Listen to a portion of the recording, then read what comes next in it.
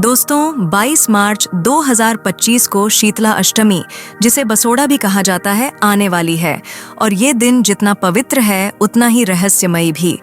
क्या आप जानते हैं कि इस दिन माता शीतला की पूजा करना सिर्फ परंपरा नहीं बल्कि एक गहरी वैज्ञानिक और आध्यात्मिक वजह भी है? अगर आपने इस दिन की गई पूजा और नियमों को ठीक से नहीं समझा तो आप अनजाने में अपने ही परिवार पर नकारात्मक ऊर्जा का दरवाजा खोल सकते हैं। तो इस वीडियो को अंत तक देखिए, क्योंकि मैं आपको वो गुप्त बातें बताने वाली हूँ जो इस दिन को इतना खास बनाती हैं। शीतला अष्टमी बस एक व्रत नहीं बल्कि बीमारियों से बचाव का एक शक्तिशाली उपाय है। माता शीतला को संक्रामक रोगों की रक्षा करने वाली देवी माना जाता है। खासकर चेचक, खसरा, फोड़े, फूंसी और अन्य स्किन से जुड़ी बीमारियां इस समय सबसे ज्यादा फैलती हैं। और पुराने समय में जब मेडिकल सुविधाएं नहीं थीं, तब माता शीतला की पूजा करके ही लोग बीमारियों से बचाव की प्रार्थना करते थे। इसीलिए इस दिन बासी भोजन खाने की परंपरा है, ताकि शरीर की रोग प्रतिरोधक क्षमता बढ़े और पाचन क्रिया को आराम मिल सके।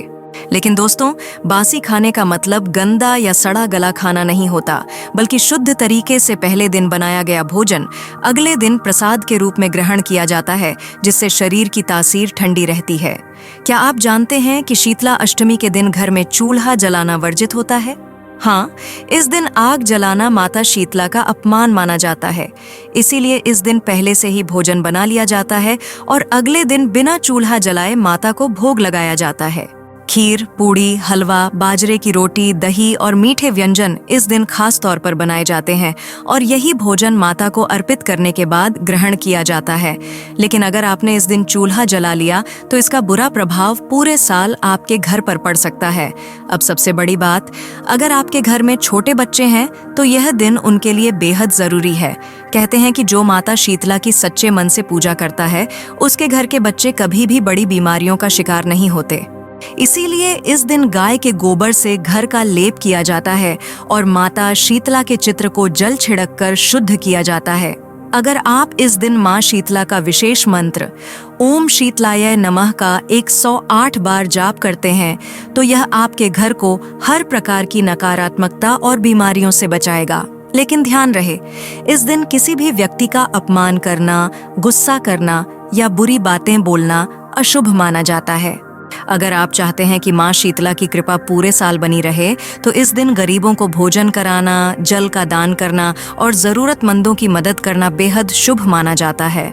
ऐसा करने से माता की कृपा से आपका घर सुख, समृद्धि और खुशहाली से भर जाएगा। अब आप खुद सोचिए, क्या आप इस दिन की गई इन छोटी छोटी गलतियों की वजह से अपने घर के सुख शांति को खोना चाहेंगे, या फिर मां शीतला की कृपा प्राप्त करके अपने परिवार को बीमारियों और दुर्भाग्य से बचाना चाहेंगे?